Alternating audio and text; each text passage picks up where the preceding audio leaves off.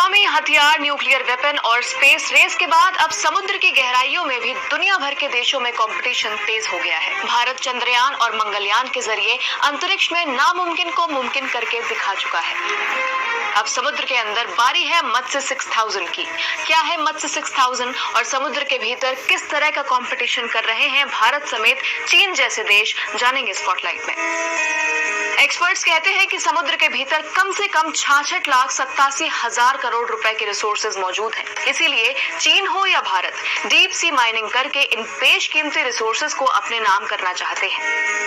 लेकिन deep sea mining के लिए परमिशन कौन देता है और क्या होता है पूरा प्रोसीजर? सी बेड को एक्सप्लोर करने के लिए एक लाइसेंस की जरूरत होती है जो ISA यानी इंटरनेशनल सी बेड अथॉरिटी इशू करती है। अब तक ISA दुनिया भर में 31 लाइसेंस जारी कर चुकी है, जिसमें 2 भारत के पास है। लेकिन अब भारत को 2 और लाइसेंस चाहिए, एक इंडियन ओशन का कार्लसबर्ग रिज एक्सप्लोर करने के लिए और दूसरा आफनासी निकेटन सी माउंट एक्सप्लोर करने के लिए। इन्हें एक्सप्लोर करने के लिए भारत पहले ही लाइसेंस के लिए अप्लाई कर चुका है। बदले में ISA ने कुछ सवाल भेजे हैं जिनके सेटिस्फैक्टरी जवाब मिलने पर भारत को ये लाइसेंस मिल सकते हैं।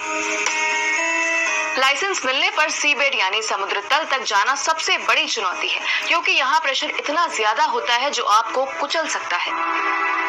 इसे ध्यान में रखते हुए 2021 में भारत सरकार ने करीब 400 करोड़ रुपए की लागत वाला डीप ओशन मिशन लॉन्च किया। इसी के तहत एक एक्सप्लोरेशन वेसल भी लॉन्च हुआ जो आसानी से समुद्र तल तक इंसानों को पहुंचा पाए। इसे नाम दिया गया मत्स्य 6000। ये एक ऑटोमेटिक समुद्री व्हीकल है जो 2026 में लॉन्च होगा। 3 लोगों को समुद्र के अंदर करीब 6000 मीटर की गहराई में ले जाने वाले इस अद्भुत व्हीकल को समुद्रयान के नाम से भी जाना जाता है। सवाल है कि समुद्र के अंदर ऐसा क्या मिलने वाला है? जवाब है पॉलीमेटालिक नोड्यूल्स। ये छोटे छोटे पत्थर मैंगनीज, कोबाल्ट, निकल, कॉपर जैसे रेयर अर्थ मेटल से भरे होते हैं, इसीलिए इन्हें वंडर रॉक्स भी कहा जाता है। मत्स्ययान के जरिए भारत सीबेड में जाकर इन पत्थरों को बाहर लाकर टेस्ट करेगा और फिर समुद्र तल में कमर्शियल माइनिंग शुरू करेगा। इन मेटल से batteries, EV chargers, solar farms भी बन सकते हैं।